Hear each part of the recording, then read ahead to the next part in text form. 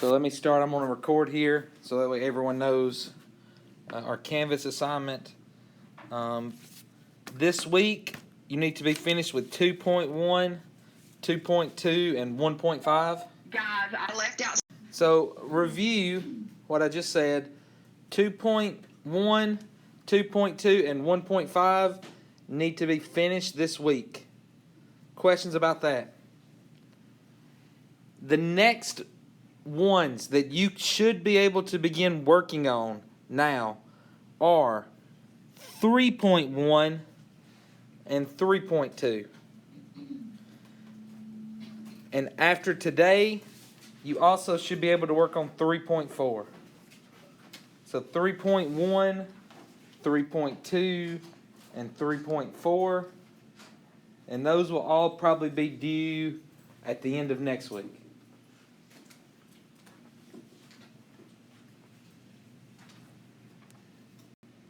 I do know that some of, I don't remember which class, some were asking me about 1.1 showing a late grade when they start completing it now.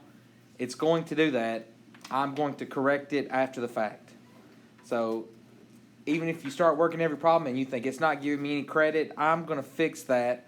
But I only look at all of that once a week for you guys to update it. So I'm not checking it nonstop. Oh, I need to update that now. But just know if you get those done before October 8th, you'll get full credit for any part of that, no matter what it says on Canvas initially. Questions there? Any other housekeeping, anything we need to go over before we start the lesson? Our quizzes. Yeah. Yeah. Uh-huh. I'm going to try to finish them next period because I might not be here tomorrow. I'm already taking off half a day today, so there's a chance this is the big goodbye. So if I get the quizzes graded, I will leave a note somewhere. I'll probably leave them in that chair if I had to guess. And I could say, pick up your quiz for you guys, and hopefully they can hand it out to the 5th period or 6th period class. But I want to get that done today, if at all possible. Take your time. It's all right. Just don't put them in the grade book. Oh, they're going in a great book. Anything else? Yeah, I didn't get any more of that done because yesterday. Anything else? Okay, so we're going to go over the check your understanding. Any of them that you have questions about, let me know, and we'll go over them. The first one, we need an equation in factored form that has zeros at 3, -2, and 1. So this is a correct answer. Right, it's factored form. This gives an x-intercept at 3. This gives an x-intercept at -2. This gives an x-intercept at 1. That's a correct answer. Is that the only correct answer? No. You could, if you wanted to, you could raise any of these parentheses to any power you wanted to. And it would still have an x-intercept at that place. But now what would happen at that x-intercept? It would bounce. It wouldn't cross, but it's still an x-intercept. So that's why I say this is an answer, but it's not the only answer. Oh, I don't need to erase that. That way the next class can see what I'm talking about. If I backspace, it goes away. Any questions on 1? Hopefully that one was easy enough, I hope. 2, given a polynomial on the right, which of the following could be a factored form of the function? So when you look, was this already graphed on your paper? So if I'm looking at factored form, I'm really just looking where are the x-intercepts occurring. They're at -3, -1, and 4, and it crosses at every one of them. Doesn't bounce at any of them. So I know they must have odd multiplicity. Looks like they're not even worrying about multiplicity yet because they're all to degree 1. But then I just need to check where the intercepts are. The first one gives an x-intercept at +3, not -3. So it's not A. B gives an x-intercept at -3. Okay. Gives an x-intercept at -1. Okay, and at 4. Okay, that could work. Excuse me, teachers. The junior high ball game will be here tonight, so we have the opportunity for somebody to work the gate. We need one gate worker for tonight's ball game. Please. Thank you.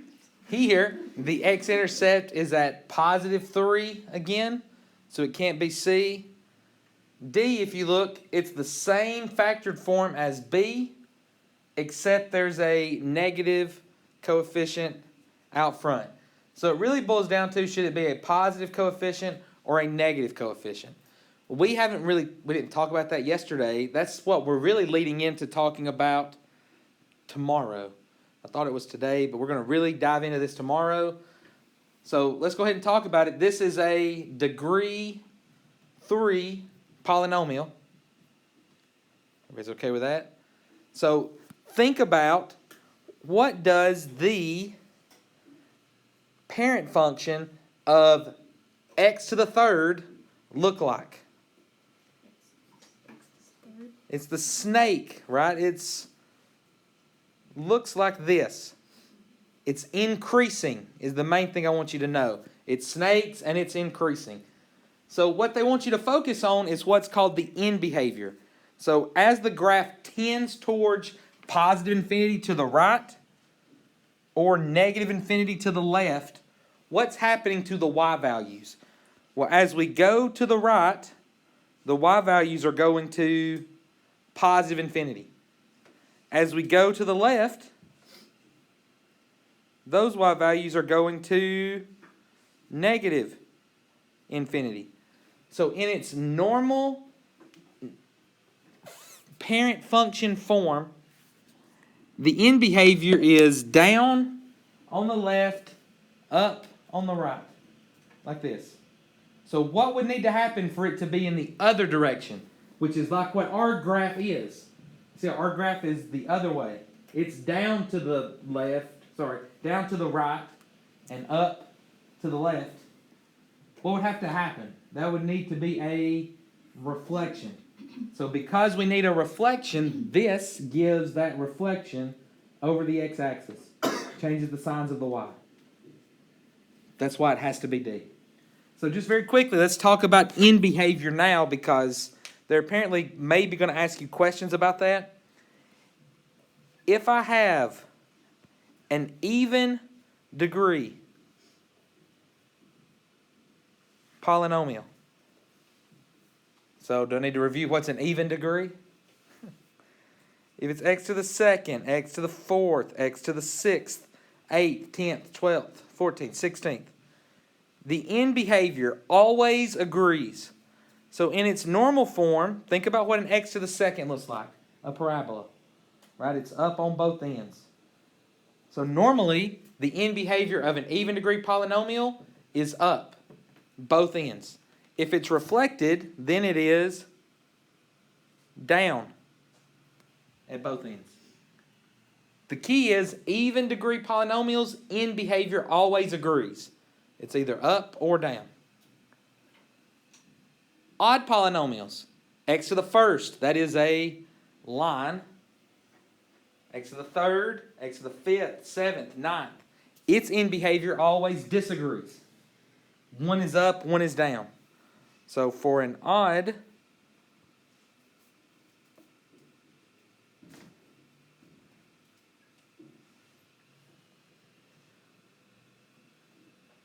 normally it's down towards the left, up towards the right. And if it's reflected, it's up towards the left and down towards the right. But it has to disagree. Odd functions in behavior disagrees. Even degree functions in behavior agrees. It's a mouthful. Questions? Did you guys already know that? Maybe, no? Okay, that's fine. You know that now, right? Yes. Yes, good. Good answer. No, I didn't know that. You ain't taught me nothing. No, don't say that. Please don't say that. Let's go with 2. 3. Mark and label the relative max, relative min, inflection point on the graph Use interval notation. List the area where the graph is concave up and where it's concave down. So look in here. They give a relative minimum happening here, a relative maximum happening here. Hopefully you guys can identify those. Questions there. Inflection point. That's the point where the graph changes from concave up or down to the other concavity. So this graph starts being concave up, right? It's decreasing, but it is concave up. It's a U shape. Well, at some point, it becomes an umbrella. It becomes concave down. So where does it swap from concave up to concave down? It's somewhere right here. That's where they picked as the inflection point. Okay, so we've done the relative max, the relative min, the inflection point. We're good with all those. Lastly, interval notation. Where's the graph concave up and concave down? Well, we said it started as concave up. So if it's starting at concave up, from negative infinity up until the inflection point, it has to be concave up. And remember, we read it like a timeline, left to right, reading the x values. So from negative infinity up to this point, it's not 2. This point is 0. Right? Read it like a timeline. So from negative infinity to 0, it's concave up. Then it switches to concave down from 0, and it's forever. So it's positive infinity. It's concave down. Remember, when we're listing concavity, you never put a bracket for included. It's always a parenthesis. Questions there on 3. 4. The graph of a 6-degree polynomial is given. Identify all the zeros and state their multiplicity. So this is a 0 at -3, and the graph bounces. So what's the multiplicity there? You know it's even. Okay, that's all you know, it's even. Could be 2, 4, 6. It can't be 8 yet. Why can it not be 8? Because it's only a 6 degree. So right now, just from this one, I know it's even. It could be 2, 4, 6.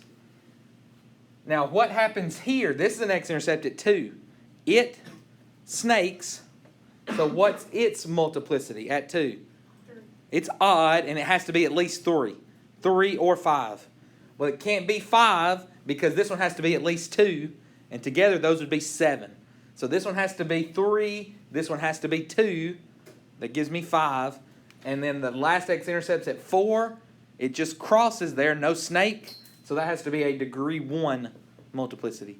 And together, all the multiplicities add up to be 6. It can never be higher than what degree polynomial it is.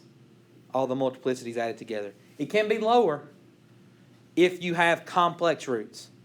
But remember, those have to come in pairs. So if it's a degree, I'm just making this up, if it's a degree 10 polynomial, you could have a multiplicity of 6 that you see here, and that means there's a multiplicity of 4, or there could be 4 multiplicities of 1 in complex roots. But remember, they're in pairs of 2. Conjugate pairs for complex roots. Questions there.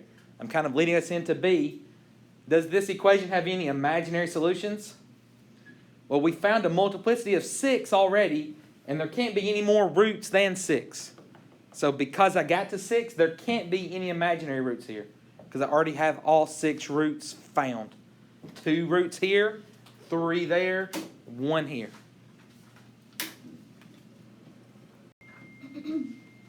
And just visualizing, because I forgot to use my pointer. Sorry, I forget.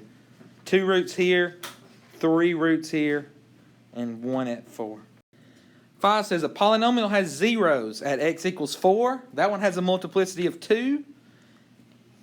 It has an x-intercept at x equals -2. And it has one at x equals 3i.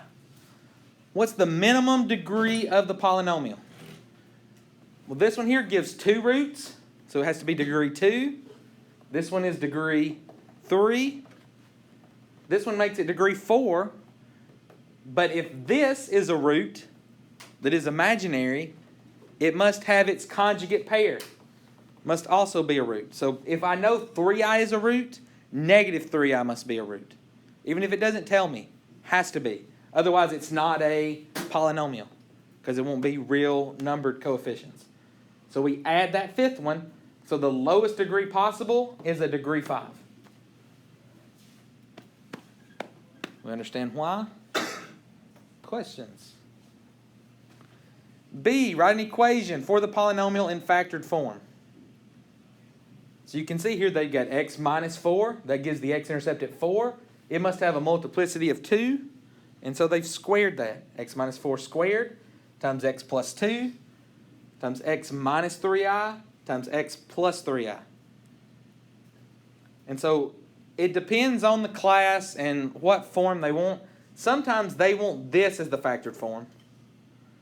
Or they want you to distribute this one, get it down to this form. Let me review how you distribute that, because I know we haven't done one of those yet. If I distributed, x times x is x squared. X times 3i is 3ix. Negative 3i times x is negative 3ix. That's what conjugates always do. You get a positive 3ix and a negative 3ix. Those go to 0. And then the last one, negative 3i times positive 3i, that would be a negative 9i squared. But if you remember from your imaginary numbers, if I have I to the second, that's the same thing as negative 1. So if I know it's I to the second, plug in a negative 1. That makes that be negative 9 times negative 1, which is positive 9, which is how they get x squared plus 9 here. It's all distributing, knowing I to the second is negative 1.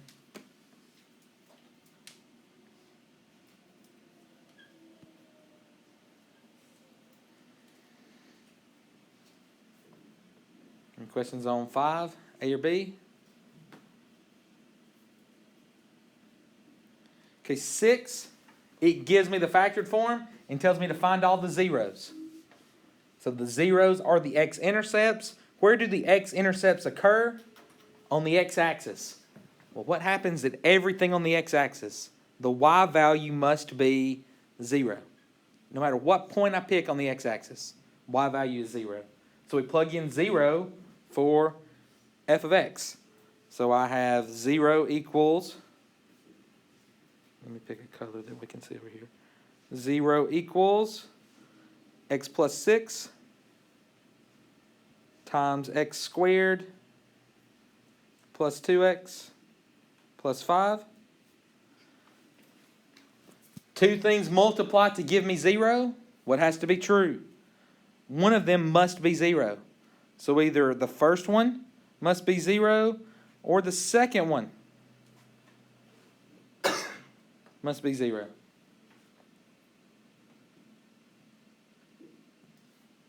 Everybody's with me so far? Can we solve this one? It has an x to the first power. Get x by itself. Subtract 6. I've got a 0 at negative 6. Here, this is a quadratic. So can I get x by itself? Well, not yet, because there are two different x's. So how can I solve a quadratic? There's 3 ways. You could use the quadratic formula. If that's the way you like to do it, you could try to factor it. This one won't factor, but you could try to factor it. That won't work here. Or you could complete the square, which is the lesson I skipped, and nobody's going to choose that one. So out of those choices, what we would do is use the quadratic formula. And you can see that's what they've did here. Do I need to write down what the quadratic formula is? Hopefully you guys all have that memorized. You don't have it memorized? Oh, no.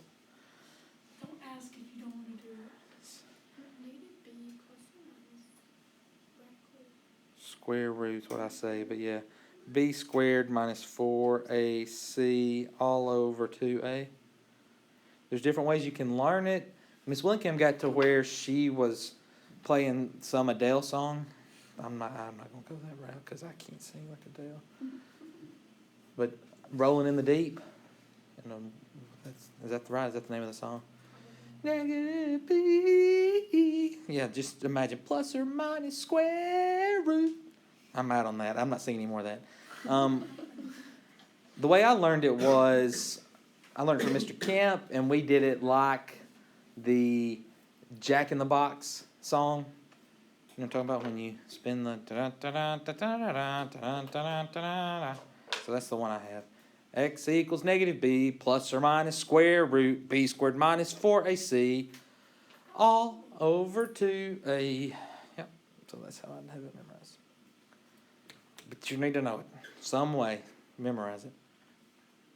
Or just be super nerdy and just be like how I memorized my Wi-Fi password at my parents' house. Just straight up memorize it, because you're a nerd. 00001A2B22A7DF. But I mean, it's whatever you want to do. That's your choice. Please don't steal that. Don't get on the Wi-Fi. It lags out the live stream for wiffle ball. Okay. You can see here, once they plugged in, what's left underneath the radical? It's a negative 16. So what's the square root of negative 16? We'll just take the square root of 16, which is 4. So this is negative 1 plus or minus 4. And then the square root of negative 1, which is left, is 4i all over 2. And so that's how they went from this step to this step. They said that's negative 1/2 plus or minus 4i over 2 reduces to 2i. Same thing, just different forms. I think anything, if it's multiple choice, you've got to know how to convert between them. If it's a free response, they'll take either one of these. So I don't think you have to break it down like this. They both should be acceptable, I would think.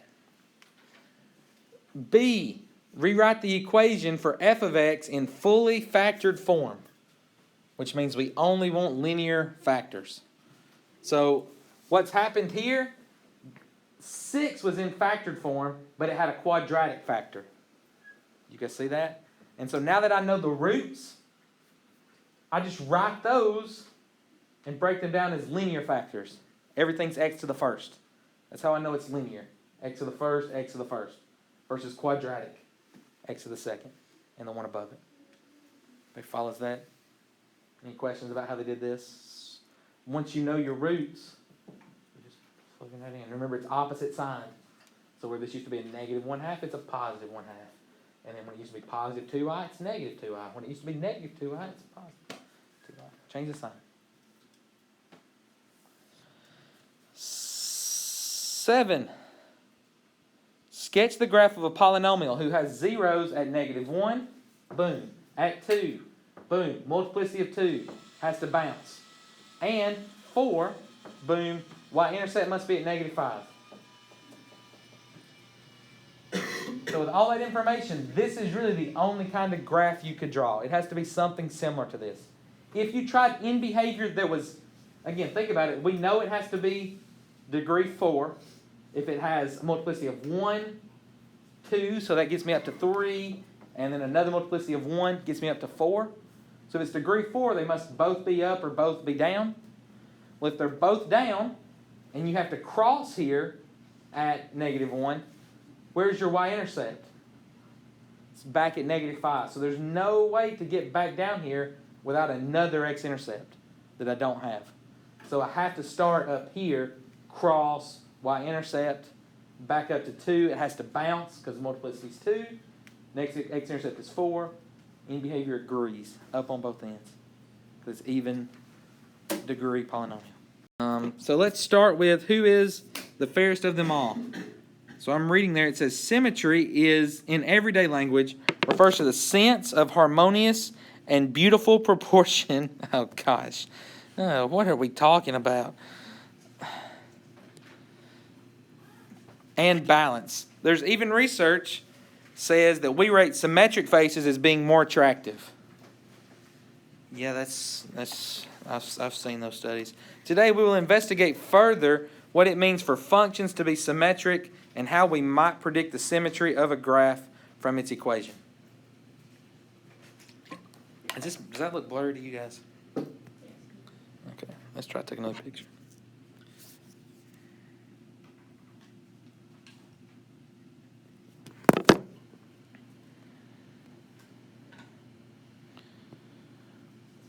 Okay, so it says here on number 1,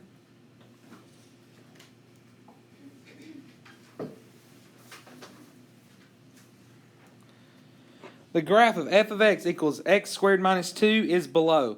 Hopefully you're to the point now that I don't even have to see the graph of that. You should know what that looks like. Parent function is x to the second. That's a parabola. The minus 2 on the end shifts the graph down 2. So it's a parabola shifted down 2. What do you notice about the symmetry of f? So what do you notice about the symmetry? Where is the symmetry? The y-axis. Right, if I drew the axis of symmetry, that divided it where it's the same on both sides, it's at the y-axis.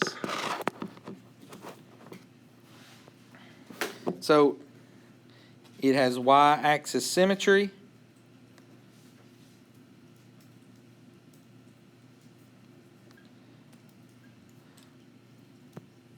So guess what we're going to learn today off of that? All functions with y-axis symmetry are even functions. So if it's symmetric with respect to the y-axis, it's an even function.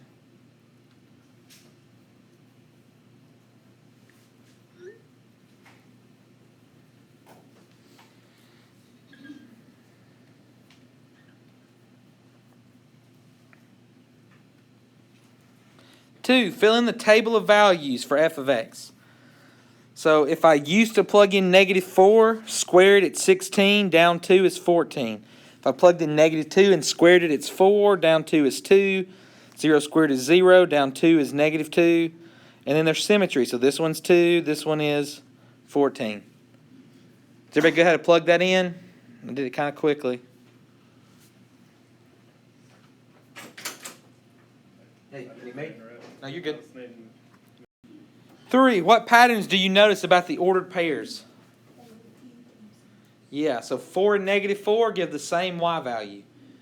-2 and 2 gives the same y value. Another way to say that is opposite x values give the same y value. So -3 and 3 as x's would give the same y value.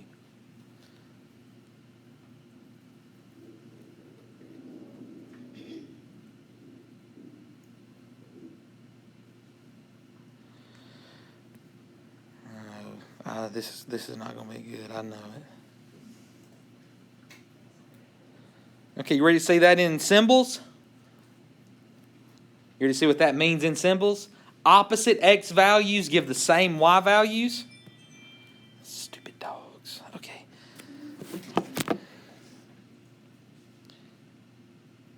F of x. So what does it mean if I say f of x? I plug in a value x. The output is f of x. It's the y. So how could I say an opposite signed x?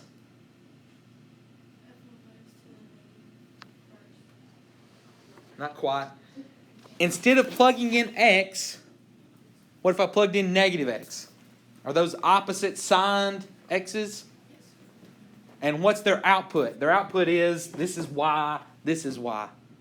Their y's are equal for opposite signed x's. This is how I know if a function is even. F of x equals f of -x.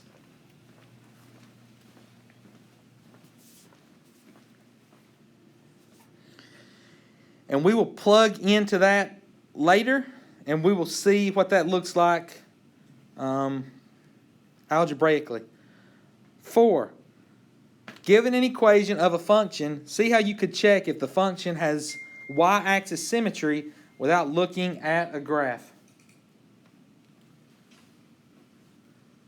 It says here, if you plug in opposite x values, you should get the same output. Right? It's kind of the same answer as 3. That's kind of a repeat.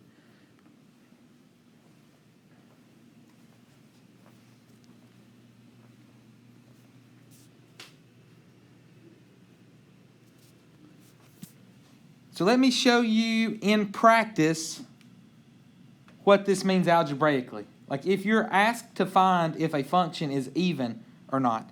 So let's just take the function we were looking at, which is f of x equals x squared minus 2. That's my original function. If I want to know if it's even, this rule says if I plug in a negative x, I should get out the exact same thing I get with a positive x. So what we can do is we can actually substitute in and find f of negative x. So what would happen if I substituted in a negative x to this equation? Where it used to say x squared, now it's going to be negative x squared. Minus 2 has nowhere to plug that into. Okay, what is negative x squared? Positive. Negative times a negative is positive. X squared is x squared. Minus 2. So notice I plugged in a negative x. It's still f of negative x. But what's my output? The same thing I started with when it was f of x. So if f of negative x was equal to f of x, it's even. Algebraically plugging in. Questions? Okay.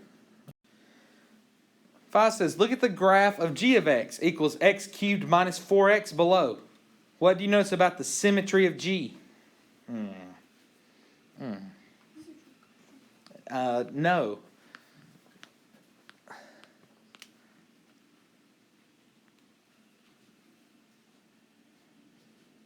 Does anybody see any symmetry?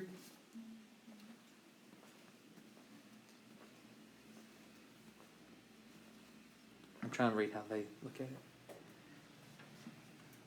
Here's what they say about the symmetry. If you rotate the graph 180 degrees, it would be the same graph. What was that? That just means it's odd. Yeah.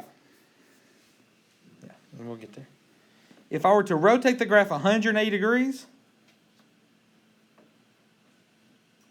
they say it's the same graph. Okay, that's the way they explain it. I've never explained it that way, and I always have a hard time explaining this one, so I was trying to look to see if there was something better than what I do. I don't know if that's better, it's about the same. I just think if I go from the origin, I'm going in opposite directions.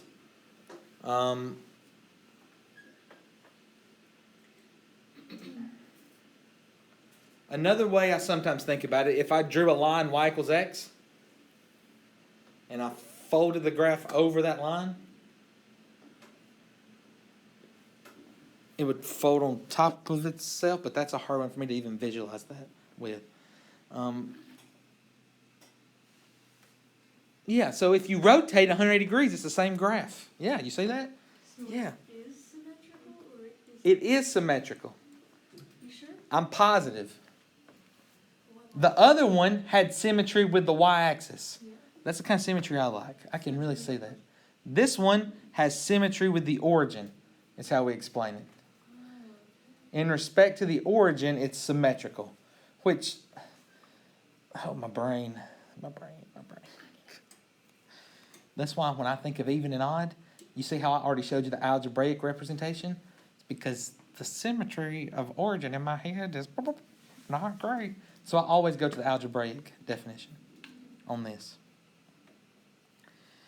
All right, so let's plug in and find out what happens. If we plug in negative 4, negative 4 cubed is negative 64 plus 16.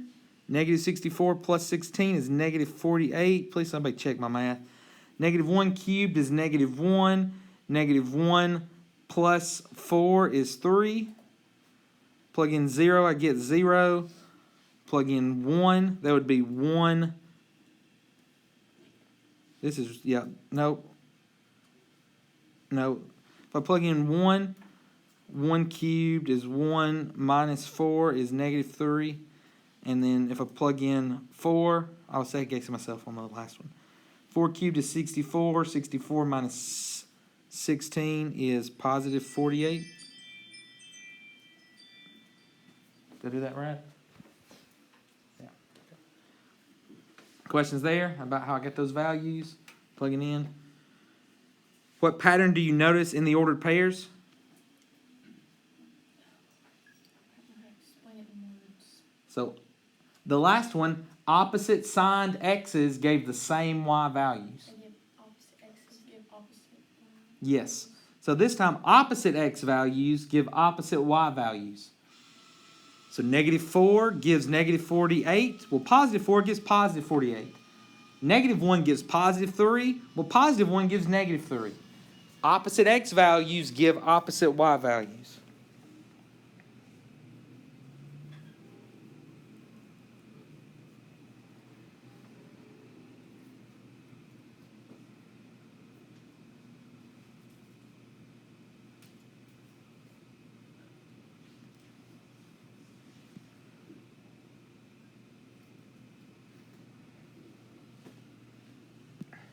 If there's anything they want me to say that I haven't said.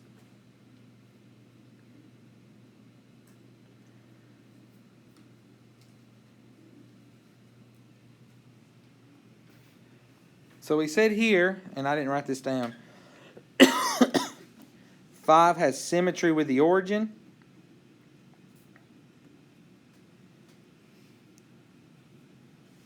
And the big deal picture is if there's symmetry with the origin, that means the function is odd.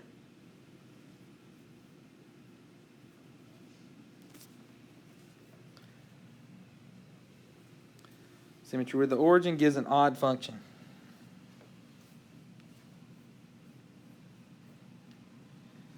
So think about what I told you last time. Opposite signed x's gave the same y value. This time, opposite x values give opposite y values.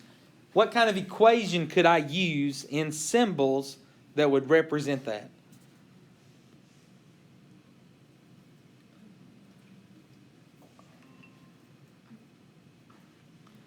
Opposite x values means what I plug in needs to be x to the first one and -x to the second one. Those are opposite x values give opposite y values.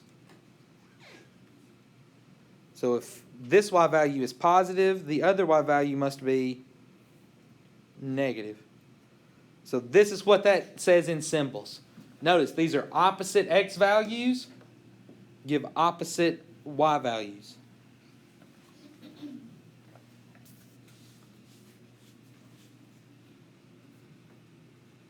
So if I do that with this problem, it was x cubed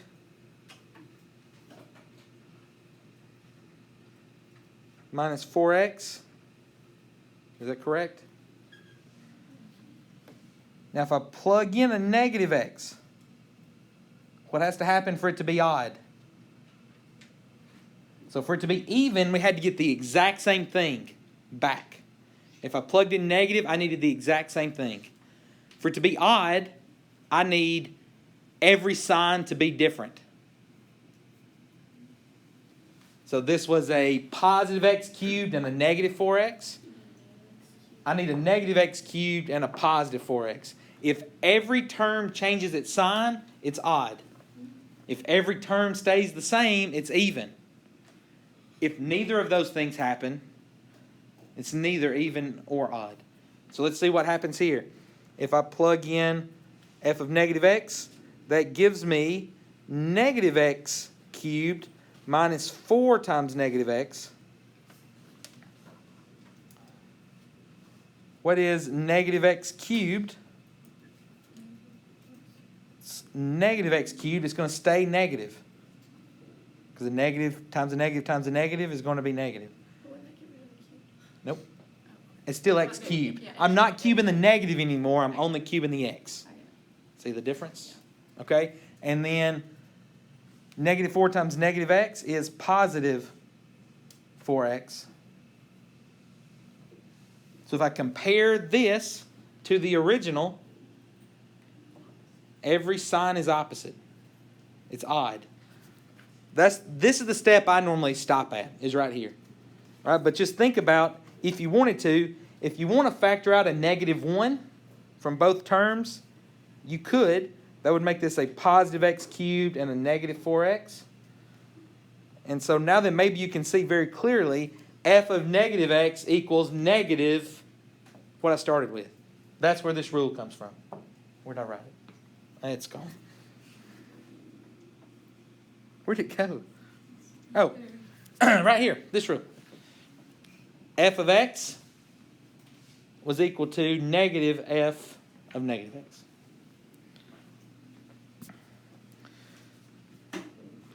Nine, how symmetric is Anne Hathaway's face?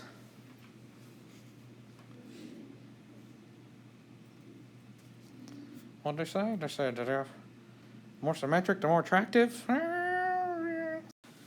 So here's the quick notes for that lesson. If you want to copy those down, do the check your understanding. And I'm just going to write this here to make sure that we all are aware. On Canvas, 2.1, 2.2, 1.5 are due this week. And I think you should be ready to begin 3.1, 3.2, and 3.4. Like I said, do them in that order.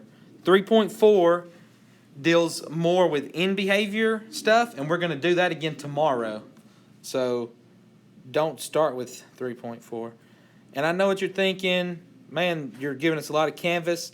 But if you think about it, you're almost halfway done with it. I mean, close. Right? So what's going to happen towards the end of the semester? There's going to be less canvas stuff. Okay? So like when I look, we spend, let me give you an example. We spend a week and a half on rational functions. There's only one Canvas lesson that goes with that. So for a whole week and a half, they'll only tie to one Canvas lesson. We spend 1, 2, 3, 4. We spend 5 weeks on logarithms and exponentials, and that's really all of Module 4. Like I said, that's what I'm telling you. 112 really expands on this stuff more in depth, more word problems, more different cases. But if you can do this, you can do pretty much all the homework. There may be 1 or 2 that are, like I said, a word problem, a little different. Okay. President Nathan, Vice President